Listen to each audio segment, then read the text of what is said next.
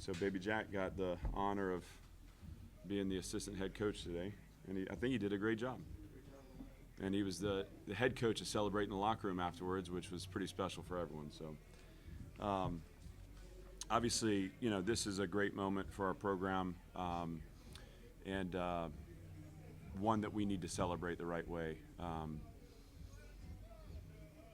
I think if you look at where we've come, and I guess what amounts to 11 months now, we've had an incredible journey, and I feel like in December we probably hit rock bottom at that point, coming out of last season. And I've said this before, but in those moments, and my partners in here, Candace, I think it's just the strength of the leadership that you're following, Daniel Diermeyer, Candace Lee, the belief they have in what we're doing, and then the special people that surround me to keep me supported and stepping into the fight every day. That's my wife, Allison. That's Benny. That's Molly. That's Earl Bennett, who Barton Simmons. I don't know that anyone will actually understand what December was for us except for that circle. And to be at this moment at 6 wins means a lot. Now, this is a marker for us. It's not an arrival. This is a special win. The other 5 have been special too.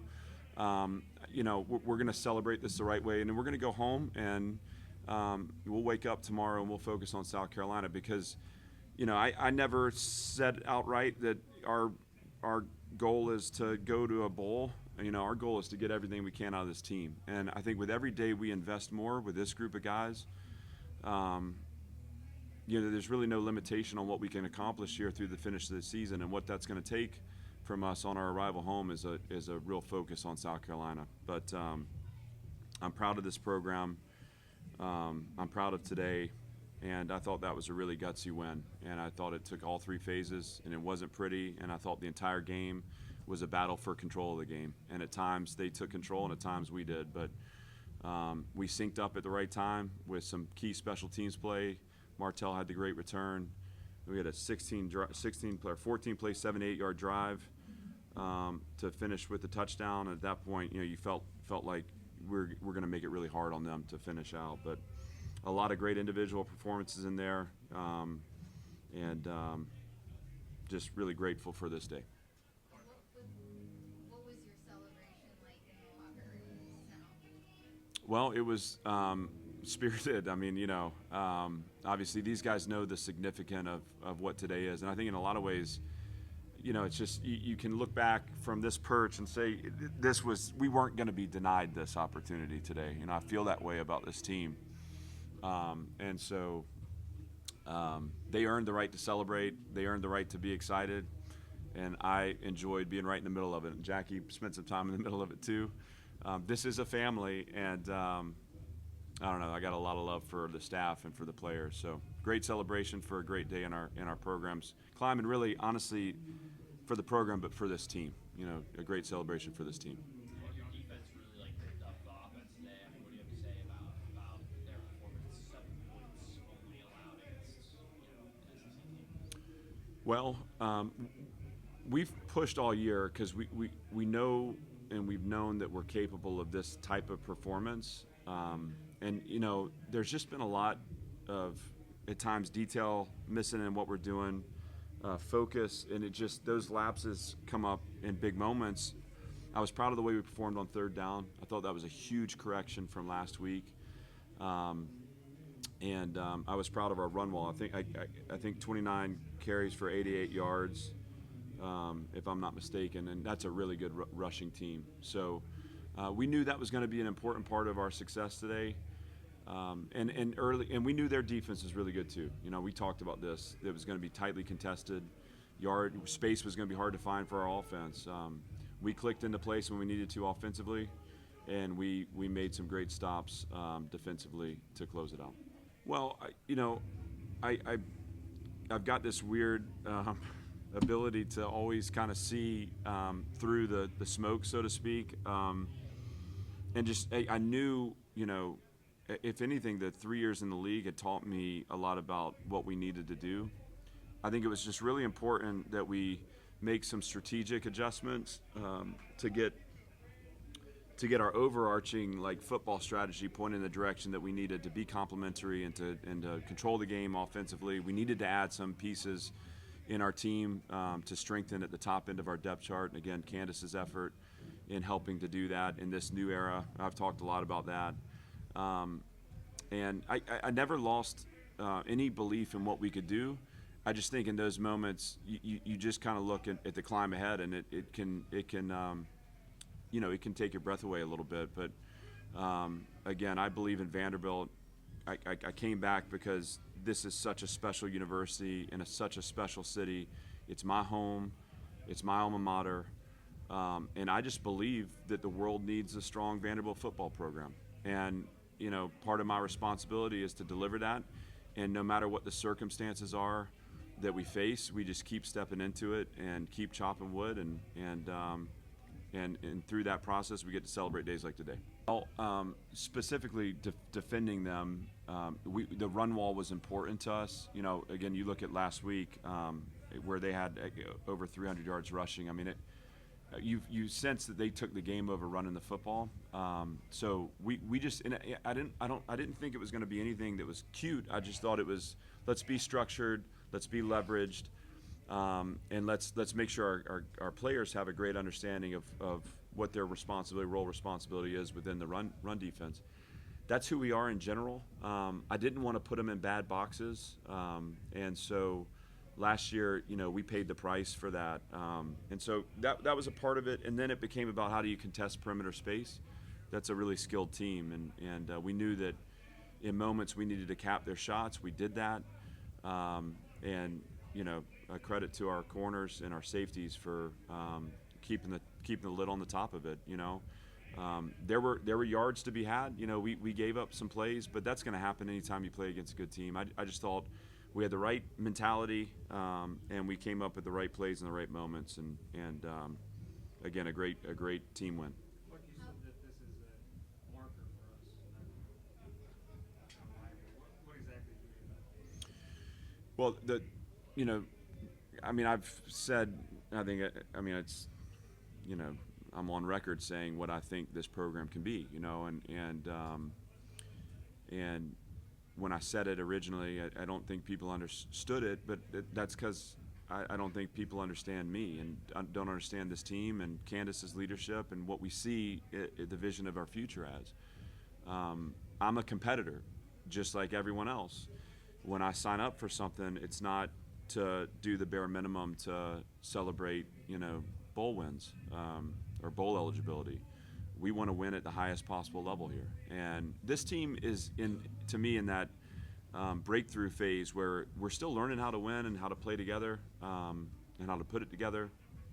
But I don't want this to be the final chapter for Team 4. I don't want this to be the end. And certainly when you look at the scope of the program, I see this as another launching point for us. So what I mean is just that we're not going to sit back and celebrate and say that's enough. We're going to go fight for more. And what fight for more means is we turn the page, we focus on South Carolina, we take advantage of the bye week that comes after that, and we have a great 2-game finish this season.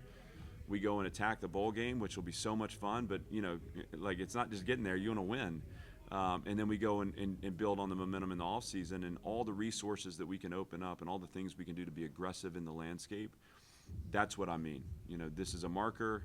It's an important one, but this is about how we use this moment, leverage it, amplify it, and go reach for more. Why is it important to the world for Vanderbilt to be good? I believe that this is the kind of program where leaders are built and grown. Our kids compete at the highest level in the classroom. It's a top 15 university that challenges them in every way. So you talk about the full development of their personal character, and then again the program character too. We want to build a program that we're proud of the process we put them through for holistic development, to care about people still. And this is a world we live in right now that is becoming so short-term and so transactional that we can make choices here at Vanderbilt to build this thing the right way, to pay attention to the fact that we're here to win, and so winning's important to us, but I can make sure that these young people are grown into adults that are ready for the responsibility of being husbands, fathers, and leaders in community. And maybe that mindset for me and that approach, the lens through which I see my job and the importance of it, gives me the extra motivation to step in the fight every day to be really good and to do everything I can to deliver a program that does exactly what we want it to do, which is impact everything that's to come. Diego said in his post-game that Auburn did not take a chance on him. Why did you take a chance on him? Well, I mean, obviously I have a ton of respect for him, and I hired his offensive coordinator who believed in him too, and that's a special chemistry.